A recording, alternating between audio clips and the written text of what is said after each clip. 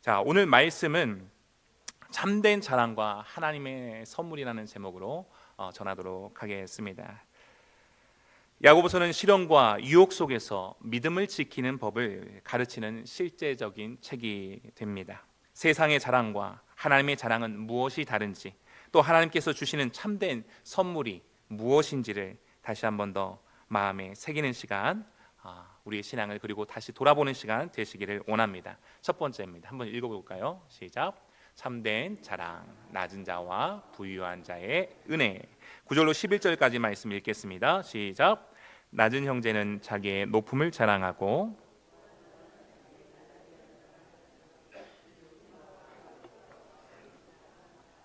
해가 돋고 뜨거운 바람이 불어 풀을 말리면 꽃이 떨어져 그 모양의 아름다움이 없어지나니 부한 자도 그 행하는 일에 이와 같이 세잔하리라.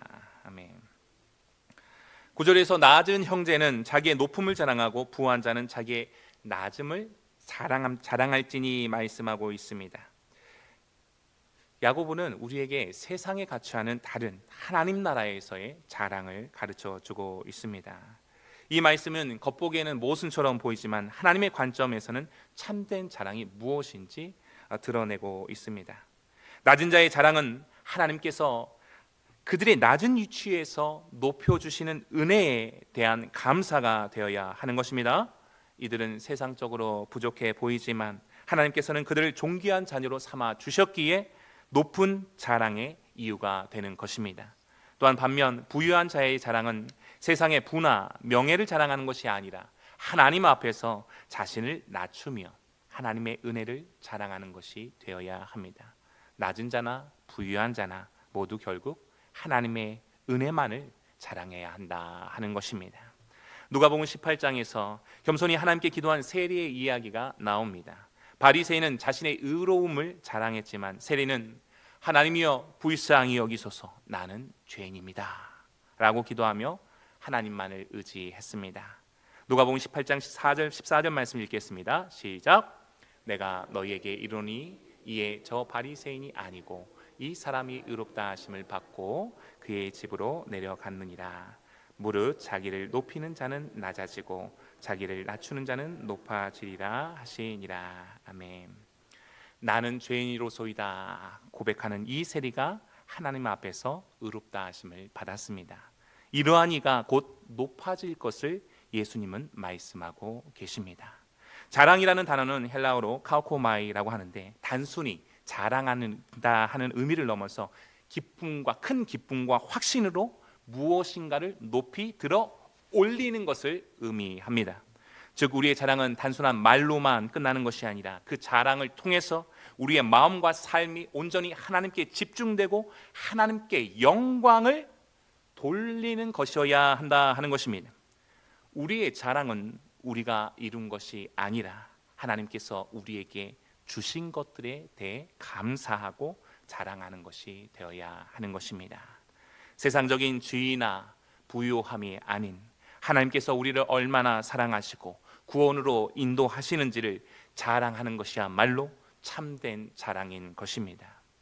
우리 성도님들의 자랑은 무엇입니까? 우리의 자랑은 나 자신이 아닌 하나님께서 나를 구원하시고 은혜로 붙들어 주셨다 하는 그것이어야 한다 하는 것입니다.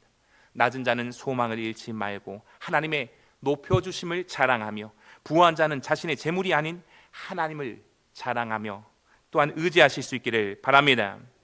어떻게 하면 하나님만을 의지하며 참된 자랑을 하는 자로 살아갈 수 있습니까? 10절에 보니까 이는 그가 풀의 꽃과 같이 지나감이라 말씀합니다.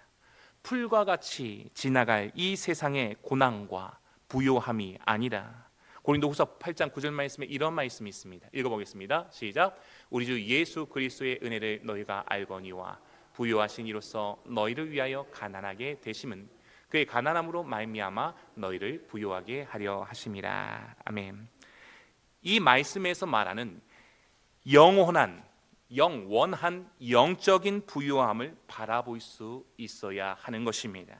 이 부요함을 아는 자, 이 세상의 부요함이 아니라 하나님께서 말씀하시는 영원한 영적인 부요함을 아는 자, 바라보는 자가 참된 자랑을 하는 삶을 살아가게 된다 하는 것입니다. 우리 성도님들은 이 부요함을 알고 계십니까? 바라보고 계십니까? 누가 이 부요함을 아는 자요? 바라보는 자입니까? 마태복음 11장 28절 29절 말씀에서 보겠습니다. 시작. 수고하고 무거운 짐진 자들아 다 내게로 오라. 내가 너희를 쉬게 하리라. 나는 마음이 온유하고 겸손하니 나의 멍에를 메고 내게 배우라. 그리하면 너희 마음이 쉼을 얻으리니. 아멘. 예수님께로 나아가 쉼을 얻는 자가 부요한 자요, 예수님의 온유와 겸손함을 끊임없이 배우는 자가 부요함을 바라보는 자입니다. 바로 우리 성도님들이 부요함을 아는 자요, 부요함을 바라보는 자 되신 줄로 믿습니다. 이 부요는 누구도 빼앗을 수 없습니다. 할렐루야. 하나님께서 주신 그 크신 은혜와 사랑 안에 늘 거하기를 힘쓰시기를 원합니다.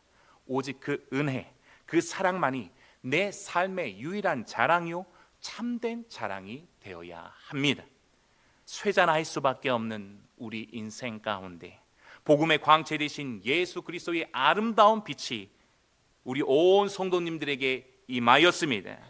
영원한 생명의 빛 안에서 살아가게 하셨습니다. 그 사랑의 빛이 우리 온 성도님들을 꼭 붙으사 시들지 않는 영원한 하나님 나라의 백성으로 삼아 주신 것입니다. 할렐루야. 우리 성도님들의 참된 자랑이 과연 무엇이 되어야 하겠습니까? 혹시라도 내가 스스로 높아지려 하거나 재물에 의지하거나 다른 사람을 굳게 믿고 있는 부분은 없는지 돌아보시기를 원합니다. 그것이 진정 내가 자랑해야 할 것인가 돌아보시기를 원합니다. 내가 자랑해야 할 참된 자랑은 세상적인 것이 아니라 오직 하나님의 은혜이어야 합니다. 오직 하나님의 사랑이어야 하는 것입니다. 이와 같이 영적인 부요함 안에서 참된 자랑을 하는 자로 온유와 겸손함으로 살아가도록 나를 내버려 두면 좋을 텐데 세상은 그렇지가 않습니다. 시험이 있습니다. 그러나 이 시험 또한 참된 자랑을 하는 자에게만 허락되어진다는 것을 성경에서는 말씀하고 있습니다. 두 번째입니다. 한번 읽어보겠습니다. 시작. 시험과 인내 그리고 유혹의 경고. 12절로 15절까지 말씀 읽겠습니다. 시작. 시험을 참는 자는 복이 있나니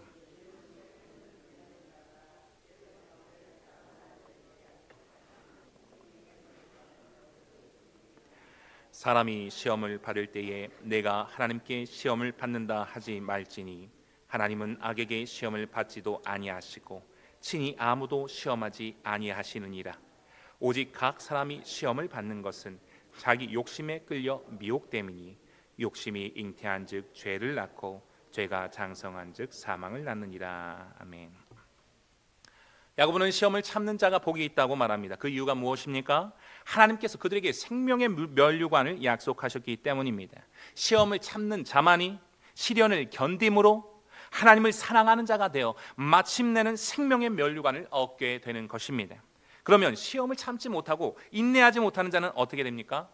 이들은 온유와 겸손으로 영적인 부요함을 바라보지 못하는 자로 하나님을 사랑하는 자가 아니기 때문에 생명의 면류관을 얻지 못하게 됩니다. 우리 성도님들은 어떻습니까? 시험을 참고 계십니까? 인내하고 계십니까? 그리스도의 인내에 참여하길 원하십니까? 로마서 8장 17절 말씀 읽겠습니다. 시작. 자녀이면 또한 상속자 곧 하나님의 상속자요 그리스도와 함께한 상속자니 또한 우리가 그와 함께 영광을 받기 위하여 고난도 함께 받아야 할 것이니라. 아멘. 하나님의 자녀요 상속자요 그리스도와 함께한 상속자가 된 우리 성도님들 한 분 한 분은 오직 하나님의 영광을 위하여 그리스도와 함께 고난을 받는 자가 되셨습니다. 믿으십니까? 하나님의 상속자인데 고난이 있습니다. 시련이 있습니다. 시험이 있습니다. 주를 위한 고난이요 하나님의 영광을 위한 고난이 있습니다. 이것이 세상의 상속자와는 차별되는 점입니다. 고난받는 자에게 시험이 있고 시련이 있는 것입니다.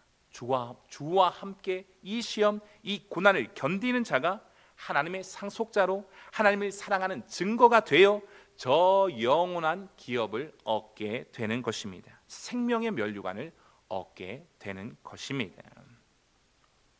마가복음 5장에 회당장 야이로와 그의 딸의 이야기가 나옵니다. 야이로는 회당장으로 많은 사람들에게 존경을 받는 인물이었습니다. 그러나 그의 딸이 심각한 병에 걸려 죽어갔습니다. 고난이 왔습니다. 시련이 왔습니다. 그의 반응은 포기하고 엎드러져 있는 것이었습니까? 아니었습니다. 그는 모든 것을 내려놓고 예수님께 나아갔습니다. 예수님께 간절히 엎드리며 요청합니다. 5장 23절 말씀 읽겠습니다. 시작. 간곡히 구하여 이르되 내 어린 딸이 죽게 되었사오니.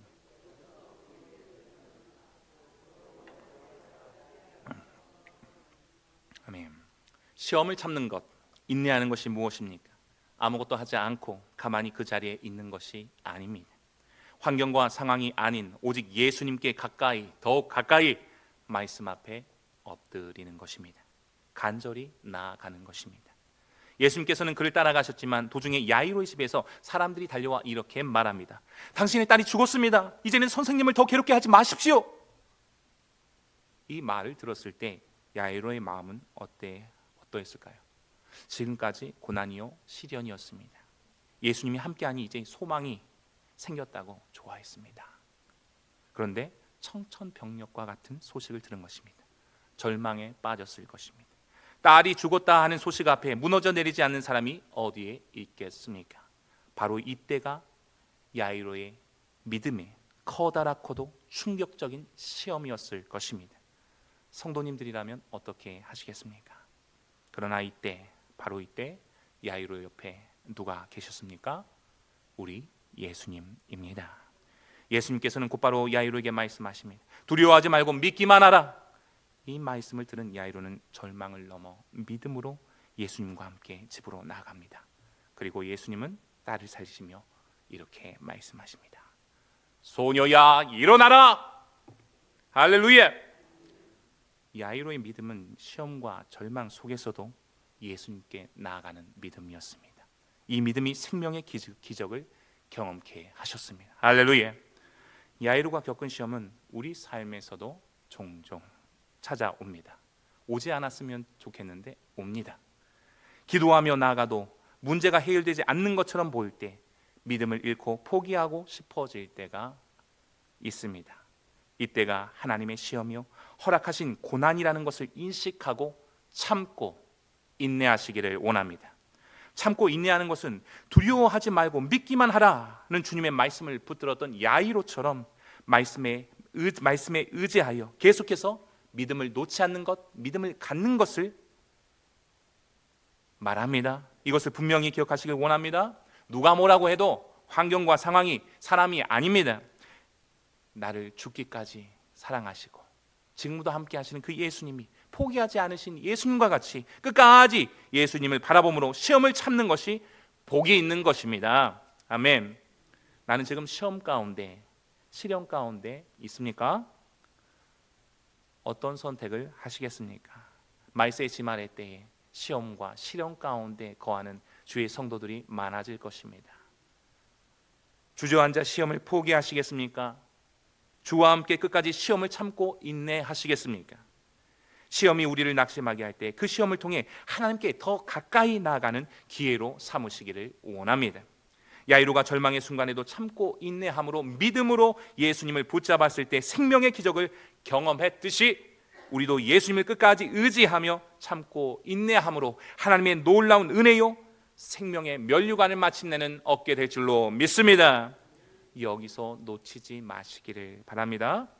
야이로 옆에 예수님이 계셨습니다. 이제 그 예수님이 우리 성도님들 안에 주의 성령님으로 함께 계신 줄로 믿습니다. 하나님의 말씀을 늘 가까이 함으로 하나님의 기적의 역사를 체험하는 모든 성도님들 되시기를 원합니다. 시험은 우리의 믿음을 연단하고 하나님을 더욱 사랑하는 자로 세우는 도구가 된다는 것을 기억하시기를 원합니다. 이 과정에서 우리가 견뎌야 할 것은 단순한 고난이 아니라 또한 유혹과 싸우는 영적인 전투가 있다라는 것을 성경 말씀, 오늘 본문에서 말씀하고 있습니다. 우리가 지금까지 말한 시험은 하나님께서 믿음을 성장시키게 하기 위하여 허락하시는 긍정적인 시험이었습니다. 그런데 13절에서 말하는 시험은 다릅니다. 사탄이나 인간의 욕심에서 비롯된 죄로 이끄는 유혹으로 부정적인 의미의 시험이 됩니다. 왜 13절과 같이 말씀하셨습니까? 13절 말씀 읽겠습니다. 시작. 사람이 시험을 받을 때에 내가 하나님께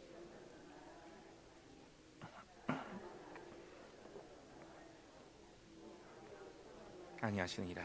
아멘. 야고보는 하나님께서 시험, 곧 유혹의 근원이 아니라고 분명히 말하고 있습니다. 당시 유대인들은 모든 일이 하나님의 통제 아래에 있다는 믿음 때문에 어려움이나 유혹을 만날 때 이것을 하나님께서 주신 것으로 간주하는 경향이 있었다고 합니다. 그러나 야고보는 시험의 근원이 하나님이 아니라 인간의 욕심임을 또한 명확하게 말하고 있는 것입니다. 시험을 통해 믿음이 연단되고 성숙에 이를 수 있지만 유혹에 넘어가는 것은 우리의 욕심과 죄의 문제라는 것입니다.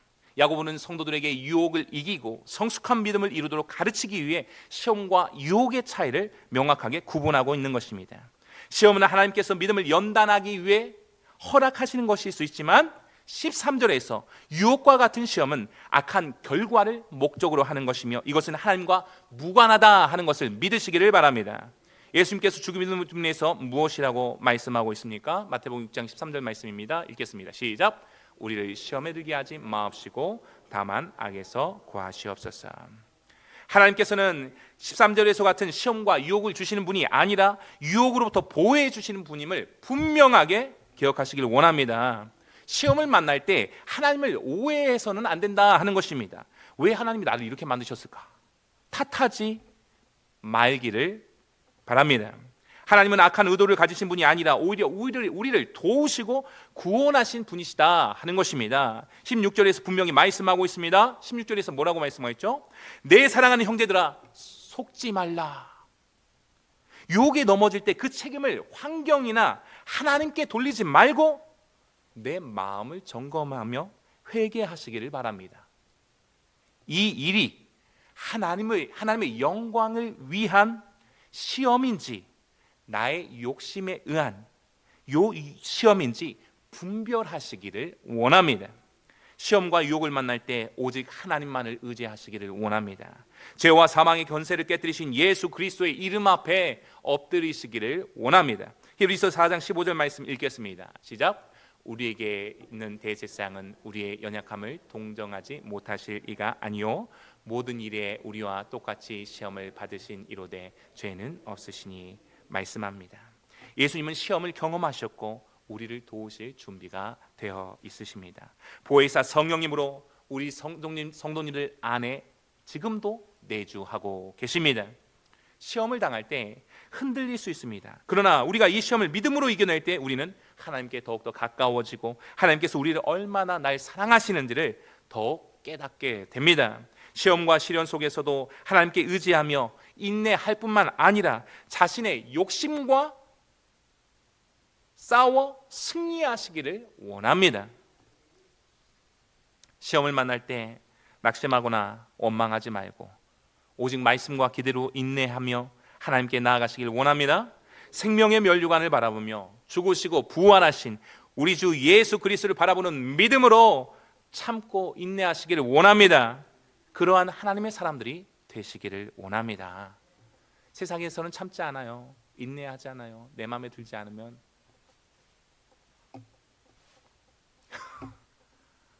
그러나 성도로 부르심 받은 자들은 그렇게 되어서는 안 됩니다.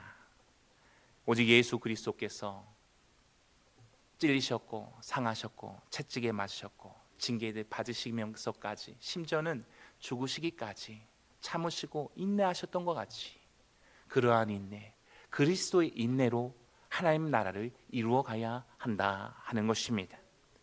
그리스도의 인내가 우리 성도님들 안에 거함으로 시련 속에서도 하나님께서 우리 온 성도님들을 더욱더 붙들어 주시기를 원합니다. 하나님 우리가 상처받고 고통하라고 시험을 주시는 분이 아니라 내게 부족함 없는 선물, 온전한 선물과 변함없는 하나님의 사랑을 주시는 분이신 것을 믿으시기를 바랍니다. 세 번째입니다. 읽어보겠습니다. 시작. 온전한 선물과 변함없는 하나님의 사랑. 17절로 18절 읽겠습니다. 시작. 온갖 좋은 은사와 온전한 선물이